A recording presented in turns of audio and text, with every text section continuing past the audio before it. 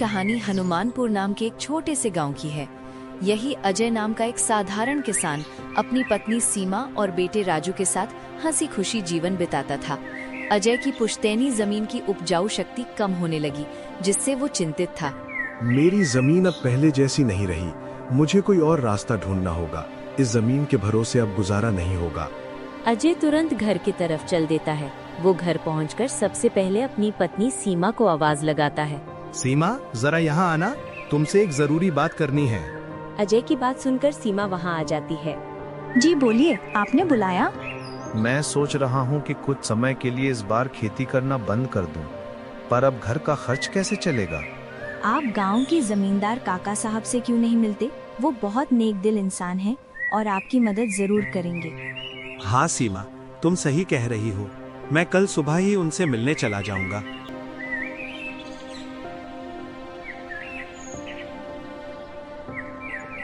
अगली सुबह अजय काका साहब के घर पहुंचा और अपनी परेशानी बताई।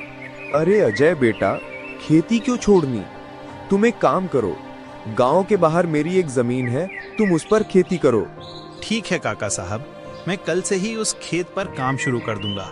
अजय के जाने के बाद काका साहब ने रहस्यमय ढंग से अपने सेवक घनश्याम को बुलाया। घनश्याम, याद रखना, वो जमीन गांव के बाहर क्यों है, ये किसी को नहीं पता चलना चाहिए।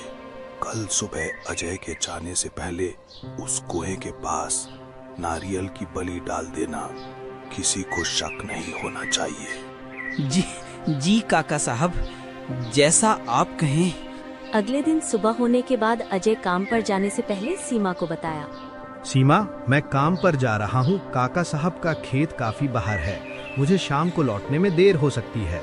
सुबह सुबह घनश्याम ने डरते डरते खेत के कुएं के पास एक नारियल की बलि दी और भाग गया। अजय खेत पर पहुंचा और काम शुरू किया। तभी झाड़ियों में कुछ सरसराहट हुई और पीछे से एक सांप आया और उसे काट लिया। अजय बेहोश होकर वहीं गिर गया। रात बीत गई।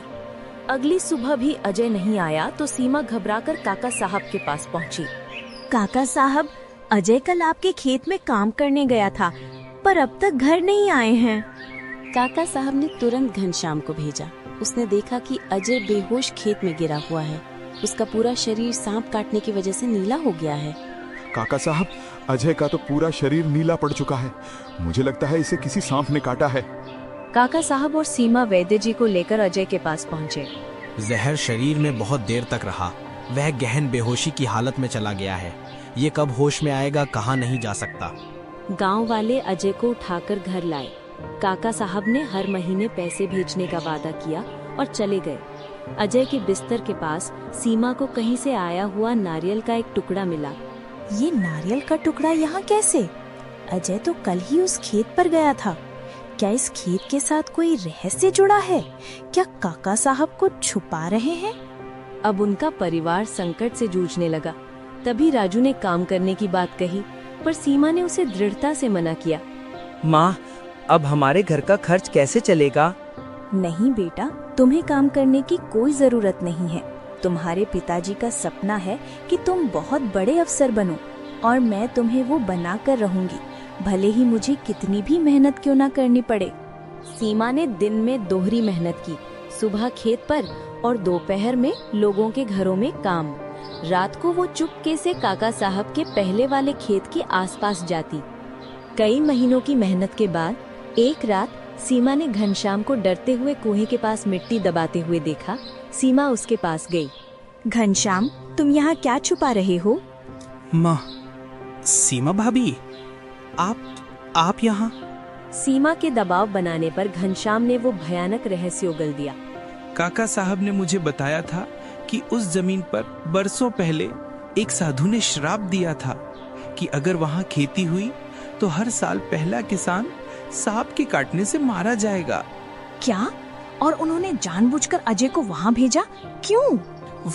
वो चाहते थे कि अजय गांव से दूर रहे, ताकि गांव के बीच वाली जमीन पर, जिसे अब आप जोत रही हैं, अजय कभी नजर न डाले।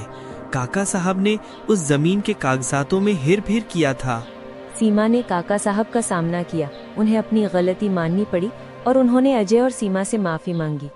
मुझे माफ कर दो सीमा, मैं आगे से ऐसी गलती नहीं करूंगा।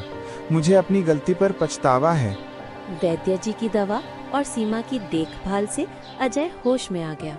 उसने सीमा के त्याग और साहस को देखकर प्रण लिया कि अब वो उसके साथ कंधे से कंधा मिलाकर परिवार को आगे बढ़ाएगा। राजू एक बड़ा अफसर बन गया।